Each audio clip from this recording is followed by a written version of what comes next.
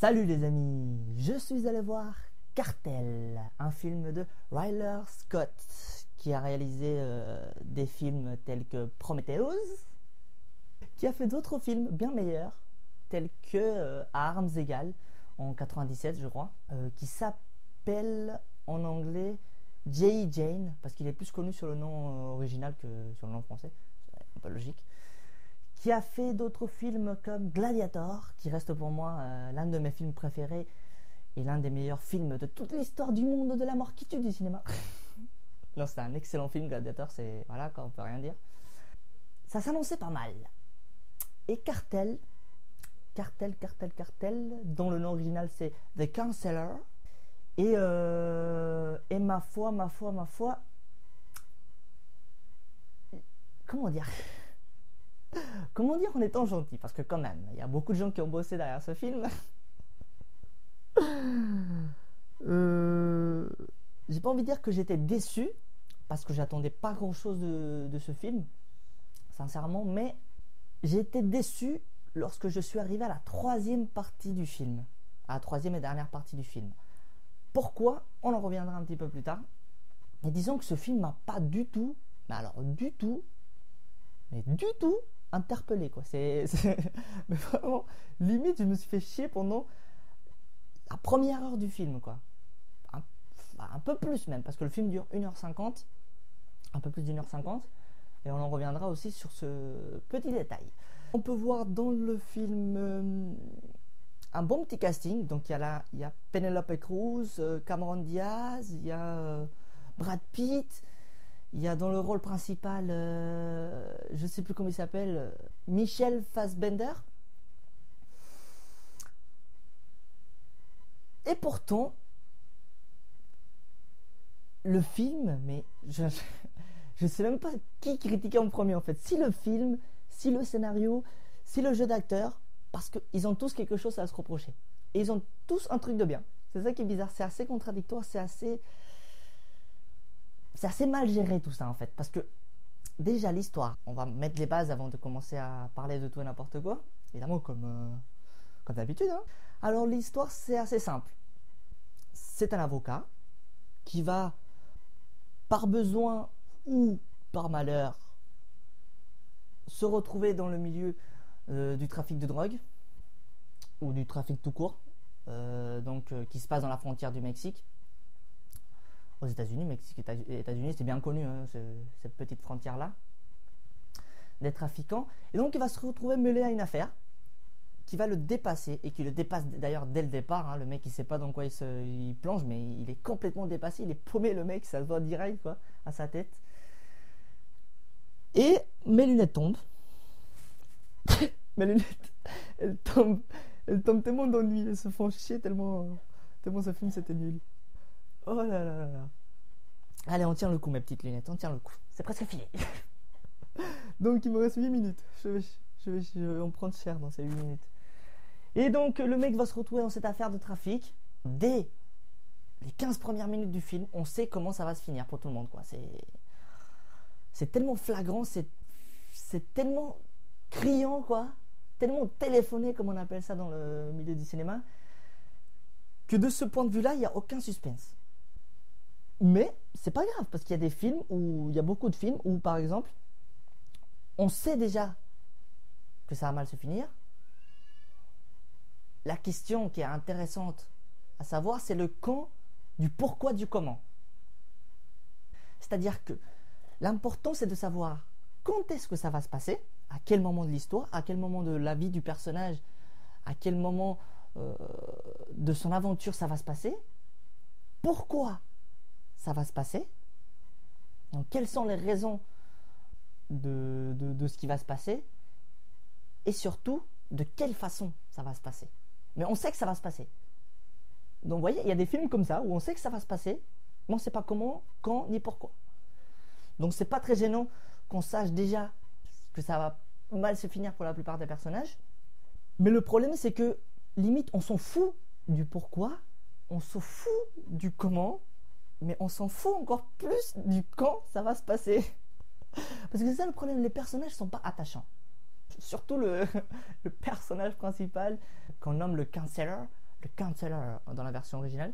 Surtout lui, c'est choquant quand même que ça soit le personnage principal et qu'on ait aucune empathie pour le mec. Limite, on s'en bat les steaks, qu'il crève ou qu'il crève pas, encore plus comment il va crever, on s'en fout. Parce il n'y a aucune attache au personnage. Il ne dégage rien d'intéressant. Non, j'ai pas envie de dire qu'il dégage rien, parce qu'il y a des trucs intéressants quand même dans son personnage. Mais disons que quand il faut avoir de l'empathie pour lui, on n'en a pas du tout. Pour beaucoup, ça y est pour beaucoup, dans son jeu d'acteur. Le mec joue bien. La première heure du film, le mec joue bien. Donc voilà, il joue le mec à l'aise, il joue le mec un peu dépassé par le milieu. Il fait semblant de savoir et de faire croire aux autres qu'il sait le milieu dans lequel il est, voilà, parce que c'est un avocat et tout. Il sait dans quoi il plonge et tout, mais en fait il est complètement paumé. Il sait pas du tout où il est. Il fait un peu le mec ordinaire qui rentrerait dans ce milieu un peu brutal, quoi, un peu brut. C'est un milieu quand même assez cru. D'ailleurs, il est bien précisé par la plupart des personnages que c'est un milieu, voilà, qui n'a aucune pitié, il n'a aucune limite. Et le personnage, ouais, t'inquiète, je sais dans quoi je plonge et tout. Mais en fait, le mec, il n'en sait rien du tout. Donc ça, il joue bien. La première partie du film, il la joue bien.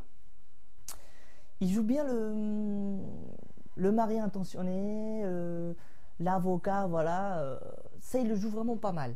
Par contre, quand il faut, dans la troisième partie du film, dans la dernière troisième partie du film, ça veut rien dire, dans la dernière partie du film en gros, où il doit jouer le mec qui sent qu'il est dans la merde, quoi, qui sent que c'est fini, qu'il peut plus faire retour en arrière, qui sent que c'est un peu la fin, ou que la fin approche, est très très proche d'ailleurs, et qu'il peut rien faire pour l'éviter, que ce soit pour lui ou pour ses proches, et qui fait le mec triste, ou qui fait le mec qui chiale, ou qui fait le mec qui est désespéré, qui dit tous les 30 secondes oh God, ou oh Jesus, ou tous les 5 minutes le mec il va dire Jesus, God, oh my God, oh Jesus. Non mais c'est bon, ça fait limite office de running gag, quoi. Je sais pas si c'était fait exprès ou pas, mais le truc est que ça passe pas, quoi. Ça ne passe pas du tout. On n'y croit pas une seconde au mec qui est désespéré. Limite, c'est pathétique. Et c'est là, c'est toujours compliqué dans ces moments-là. Il faut que ça soit joué, mais il ne faut pas que ça soit joué à un tel point que la barrière entre l'empathie et le pathétique soit dépassée. Il faut que ça soit là. Il faut que ça soit là. Là, c'est l'empathie, là, c'est le pathétique. Il faut que ça soit à la limite. Et le mec dépasse la limite vers le pathétique très souvent. Et c'est dommage. Juste au dernier moment, à la dernière partie du film, là ça devient un petit peu intéressant. Le mec joue vraiment pas mal et on y croit. Mais vraiment, la toute dernière apparition dans le film, là on y croit. Mais c'est un peu trop tard, quoi. Donc voilà, le problème en fait dans ce film, au-delà des jeux d'acteurs, vous l'aurez compris, les autres acteurs jouent pas mal. Cameron Diaz joue bien un peu la pétasse, quoi, il faut dire ce qu'il est. Elle le joue bien. Et Penelope Cruz, pour le coup, on a plus d'empathie pour Penelope Cruz qui apparaît pas si souvent que ça dans le film. Et on a beaucoup plus d'empathie pour elle que pour le personnage principal. Donc bon, voilà, c'est bien parce qu'au moins il y a un personnage pour lequel on a un peu peur, quoi. On se dit comment ça va se finir pour elle, pourquoi, comment, quoi. Donc au moins il y a un personnage pour lequel on se pose ces questions-là. Pour ce qui est des autres, vraiment aucune surprise. On s'y attend, mais à des kilomètres à la ronde, quoi. C'est enfin bref. Et le problème dans ce film, c'est que par exemple il y a des films, Infiltré par exemple qui est sorti cette année, où voilà, le personnage, où il joue à fond le côté un peu sombre, le côté un peu noir du milieu de trafic, mais il le joue à fond. C'est-à-dire que voilà, dès le départ, il y a l'histoire des deux pères de famille, enfin surtout un, mais après il y aura l'autre, deux pères de famille qui vont faire ça, voilà, parce qu'ils sont un peu obligés, voilà. Donc, mais ils vont jouer à fond la carte de ce côté un peu sombre du milieu, ce côté un peu trash du milieu, un peu chaud, quoi, mais ils vont le jouer vraiment à fond, quoi. Et ça va être touchant à la fin.